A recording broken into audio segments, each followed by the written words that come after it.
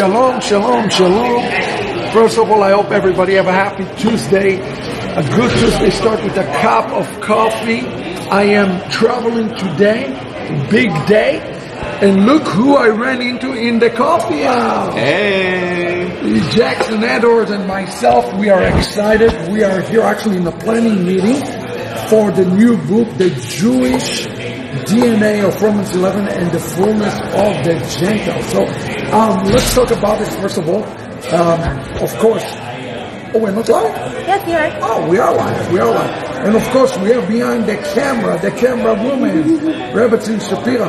First of all, she can tell you a little bit about actually. Yes. Say hello. Everybody wants to see you. Here you go. Yeah. Hi, guys. Hey, how is the... oh my goodness, I just started with the editing last night, and it's incredible. You are going to love it. It's a lot of work, though. How is the first... it's explosive. It just grabs you right awesome. It is going to be incredible. Yes, so let's hear you go. We're going to give it to you back again. That was a little violent. I'm sorry about that. Fine. That's why we need a lot of coffee. Fine coffee. So, let's talk a little bit about... So, one of the cool things we're doing... And by the way, I want to also recognize Eldad Kenan. He's also part of this project. So you know the Jewish books, if you ever open a midrash, let's say the Yalkut, and you see in the Yalkut the different commentaries and the different cults. So that is exactly what we are envisioning doing here. And to put the Yalkut, you want to talk a little bit about the different Hebrew commentaries, and I'll explain why this is so important that we're doing it. And we are reverse engineering it and putting it into English for you, first time ever. Make sure you run and order romansdna.com. You want to talk about it for a second? Absolutely. So if you imagine the book, maybe you imagine an English verse with all this commentary in it. That's not what it's going to look like. It's going to have the verse in English, but it's also going to have not one, not two, not three, but 4 different Hebrew translations that are then translated back into English, so you can see the nuances between each translation. No one's ever done anything like this. We're focusing on Romans 11, but we're taking each verse and looking at each of these. Some of them lived back in the 1500s, 1700s, 1800s, and we're being able to see how they saw Romans 11 from a Jewish perspective. And I want to explain to you something also. One of the things you're going to notice in my in the writings, but also pulling in the Greek. And I'm going to explain to you why. Because a lot of time when we read inside the Greek refer back to the Septuagint. This is very, very important to understand. And to what's called the Targumim. So I'll give you an example. There is, I am in the middle right now of Romans 11. And one of the things that I'm doing, now I can talk a little bit more about the structure of the book. There's going to be a verse by verse commentary from myself, but not just myself. I'm going to bring my companion. I'm not going to tell you who's this companion yet, but it's somebody very reputable, a genius that is coming alongside a voice from the past that have a lot to say of Romans. So this is really, really exciting about it. But one of the things you will notice is that this individual also is coming and saying, you read it in Greek this way, but it's clearly that there is a problem even here, that people misunderstood it. That's what it actually means. So, in a way... You could have called it the 70 faces of Romans 11. The 70 faces. Because we are looking at it from all angles. Yeah, so, I mean, one of the guys, for example, that we're going to be translated for you, first time in English, get excited. His name was Yitzhak Zalkinson. A lot of you never even heard about Yitzhak Zalkinson. But he was an amazing guy. He's not just translated the Brit Hadashah into Hebrew in the early 1800s. He was working on it into Yiddish. And he was a brilliant linguist, okay, who had an encounter with Yeshua.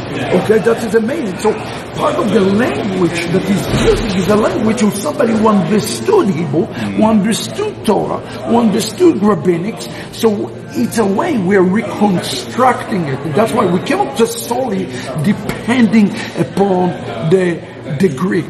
We're also going to be translating to you the Peshita, what's called the Peshita pack. There are several other things we're going to bring. And then the coolest thing, we are going to do a mirror parallel in the entire book between the Midrash and the Talmud all the way to Romans 11. And one of the things you're going to say, what? I didn't know that this is found in the Talmud, this is found in the Midrash, this is found inside Judaism. And that to me will be, Jackson, that's going to be huge. That's going to be That's huge. going to be amazing. We were just talking about how this book has the potential to reach thousands upon thousands upon thousands. Right. And we need your help to be able to promote this, to get the word out about what's happening. It's not too early to start talking about this book, posting about it.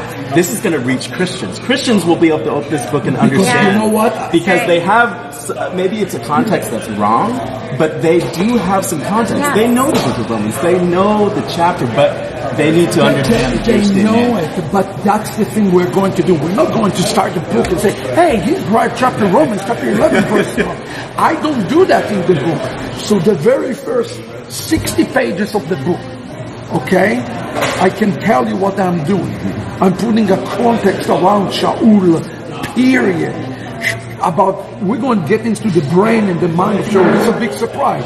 We're going to get inside the brain and the mind of Shaul. We're going to look at Romans 2. We're going to look at Romans 3. We're going to look at Romans. It's a nibblers, but then I want to bring you some evidence, again, from inside Judaism to talk about those things. And you're going to say, I didn't realize this about Shaul, because this concept, and that's what caused me really to write the book. We were in this event, and people said, but Paul said this, and Paul said that, and Paul this, and I got so tired of that. Like Paul somehow, although he was an emissary to the Gentiles, but somehow, that's the question you also have to ask yourself. That's the first thing I'm dealing with in the book. Paul called himself an emissary for the Gentiles. Why? What him being an emissary to the Gentile make him one of the most important Jews that ever lived? We're going to look even about this. And then he's talking about those two different types of Torah. The Torah of the works versus the Torah of the Emunah. Well, guess what? Paul did not make it up. We're going to see where Paul got it from and how is that disconnected. So all of those things are going to help us to reconstruct the puzzle of who the heck Shaul is and why is it important, which then, so we're going to go through about 60 pages of the book of that, and then you're going to have the actual book. So let's talk a little bit, Jackson, about the layout, what people should be expecting about the layout, how this thing is going to be laying out. So the layout's going to be amazing, because one page is just going to be dedicated, I'm talking about in the verses part, one page is going to have one verse at a time in English with all four, the Peshita as well as the three Hebrew translations. Yep. But then the opposing page is going to start the commentary on that specific verse. And it'll go on for as long as that commentary needs to be. Rabbi will be pulling a commentary from some that will be announced. Some for myself, and some Midrashim and some others, because I think it's only to come together.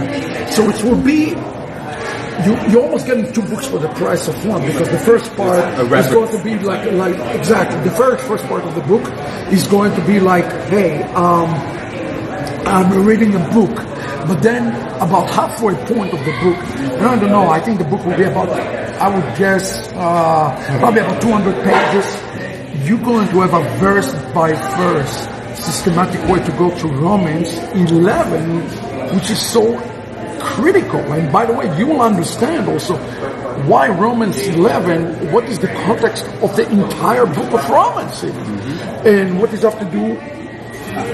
I feel like Shaul written it for us today, for us right now. It has been written. So I think you need to pray for the entire thing. Rebbetzin, first of all, going to have her hands full, because I'm going to bring some crazy stuff. That's going to be crazy stuff. That's going to be much more theological book than, let's say, a Rivka Remnant, which I wrote straight from my heart. And it's an amazing book, but this is very different. We want to reclaim Shaul as a Jew again, and not just as a Jew, not as a nominal Jew, but as a Jew that loved the Torah, a Jew that actually has done the most Jewish things. So one of the things that I am going to do, that is going to be really cool for you, you need to pay attention for in the first chapter, I'm going to bring a modern voices. Modern voices. When I mean modern voices, how about that? 21st century voices. 21st century voices who quote in essence Shaul. And say what he says there is the key for the salvation of all humanity. How about that? And I'm not talking about Messianic. I'm talking about voices that if you know who they are, I'm not going to tell you. When you read the book, you'll say, what? They said that it's in the New Testament. Yeah. So, and it's important to note that even though Rav Shaul calls himself the emissary, the shliach, to the Gentiles, it doesn't mean there's not a message for Jews. The message of Romans 11 is equally not for only Jews that, as Gentiles. absolutely. Not only that, I'm going to take it a step further. All the things that he's doing in Romans 11, everything he's doing to the Gentiles, talking to the Gentiles, everything he's doing is for this, and I'll prove it to you, is for the sake of the Jewish people. Wow. So whether you're a Jew or a Gentile, this book is for you. Yeah, so think about this. In a way, he was ahead of his time. That's one of the things I'm calling Shaul the poet, so that he's well ahead of his time. But you're going to see something amazing. That something is happening also inside Judaism today. That is unprecedented. This is amazing. I am telling you, I'm going to bring the biggest voices inside Judaism for us today. And you're going to see what some of those voices inside Judaism saying today are going hand in hand with Shaul. And even for me, I was shaking when I was reading it, because I'm sitting in my office and there I am pulling all the stuff and I'm reading, and we know theology and we know those things. But to see rabbis who speak like that in 21st century, and you said, wait a second, this is exactly what Shaul said 2,000 years ago. So that's, to me, is absolutely incredible. So what we're going to do, this is really cool. By the way, if you want to learn Hebrew, here is the thing. Let's take one of the things we translate is Delich. Yeah, first Zion translated Delich Gospel. They didn't translate the Delich Romance, the Romance. When we translate it, I'm not talking against them, I'm just saying, it's a fact. We are taking the Romance version of Delich. We're taking the Zalskinson version, and we're going to have it now in Hebrew and in English. That itself is a book on itself. If you want to read that's well worth the price of the book. Just that. And by the way, it's $26 now. Price going to go up significantly because it's a big effort. It's a big effort, so you better order it today. And I put a DVD course. It's going to be an amazing course, done professionally. Get those bundles, get them in, because this is going to be the beginning. I want to do the same thing later on with the Book of Matthew. That's going to be the next project I want to take upon ourselves. There are 2 more remnant books that are coming. Hanukkah book. I mean, we do have a lot, but you have to understand one thing. Yes, the New Testament written in Greek, but that's, by the way, debatable how much of it is written in Greek too versus the Hebrew and so forth. But the one thing I can tell you 1,000,000%, that whoever wrote the book of Romans, everything that he thought, everything that's going through his thought process is Hebrew, is Judaism. He uses these terms, and that's the thing. I mean, there's a passage in Romans 11, I don't want to give too much of it, but he says something about, I don't want you to be wearied of the secret, right? What if I tell you, here I go, you want to bomb me? I'm just going to make this up. Shaul is a Kabbalist, friends, in some way. I'm just joking when I'm using this term, okay? Don't go and quote Rabbi Shapira, but what I want to tell you is very important. Shaul understand about the upper realms, the olamot. You know, and in Hebrew we talk about the olam ha'asiyah, olam b'riya. We talk about all the different olamot, the olam ha'atzilut. We talk about the. And in that way, he was ahead of his time. He had what they had at the time. And all of a sudden, Corinthians is going to start making sense of you. Why he's talking about the upper heavens, the higher heavens. So even in Romans, he's talking about. Listen to me, it's very key. Even in Romans, he's talking about the upper worlds and why the Torah, however the Torah. So we have to get into the mind of Shaul. So that's going to be really important for everybody. When you read this book, you're going to have to put your lens down and say, I am a blank page, and I want to learn under the feet of Shaul now, and to get into his brain the things that he knew. Remember, he grew up under the feet of Rabban Gamliel. What do you think? That they were some sort of Calvinist? That they were sola scriptura? Not hardly. He called himself a Pharisee. If he's a Pharisee, he believed in the oral Torah. Remember that. He believed in oral interpretation. And even in Romans 11, you're going to see the references to those esoteric. I don't want to use the term Kabbalistic because people slander and say, well, Rabbi Shapira promotes Kabbalah. No, I don't promote Kabbalah. That's a bunch of nonsense. But esoteric interpretation of the Torah are found even in the word of Rav Shaul. That's going to be a tough pill for people to accept.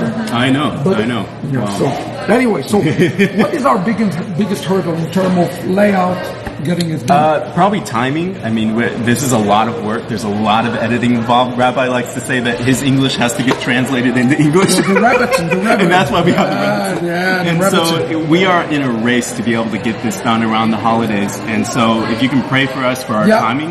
And for the printing process, printing is really hard right now. Yeah, it's very all complex. expensive. Very expensive. Paper's expensive. Everything more complex. And the timing is long. And that's why, we put this book $26. Think about it. 26 is the name of Hashem, right? Matthew is the name of Hashem, right? So I want you to understand something. We sacrificed too. We did not pass because the Torah knew that printing quadruple or triple at least in prices. Everything became much more expensive. We want to bless you. Take advantage of this RomanDNA.com. Get excited about it. Where we are looking at right now, September 15, Be'ezrat Hashem, it's Erev Rosh Hashanah. But if it's not happening in Rosh Hashanah, it's just moving 2.5 weeks forward, and it will be surely by Sukkot Zman Simchatenu, and also time to talk about Torah. Oh my goodness! And I don't want you to think that this is only a theological book, because also, guess what? It is going to have a very practical application for those who are joining in from the House of Israel. Exactly what you need to be doing right now. So, hey, we are really excited about this. Pray for Rebbitzin first of all, foremost. She have her hands full right now. She's working around the clock. I have to finish this in excellence, and that is a great support, great help. And Jackson is laying it out. So the layout is unlike anything we've done. We're moving into the commentary series now. Yeah. This is going to be the first of many books. So if you think about the Yalkut, like the Yalkut books, we want to create the Yalkut on all the Besorot, on all the books of the Brit HaChadashah. That's a new generation for us in doing those type of books. So we hope you support it, share it, and read it with an open heart. Okay, guys? We'll give you more update as the process continues, but we are here just doing a little bit of time for this project. And thank you, everybody, for keep us in prayer. We got to finish the coffee. We got to go to work. Okay, guys? But if you really want to enjoy some of those material, some of you still have not read Kosher Pig. Some of you still have not read Good News COVID-19. Some of you have not read Rivka Remnant. Get those books in your hand. Those are precious books. By the way, people were asking us about like the Sidurim, what's going on. Guys, you cannot imagine how complicated it is and how expensive it is. Keep on prayer. We're trying to get the more Sidurim out to you. So we're working around the clock. Thank you guys for taking this time. Please hit share, hit like, and we can't wait to give you an update here in the next couple of weeks. Shalom, everybody.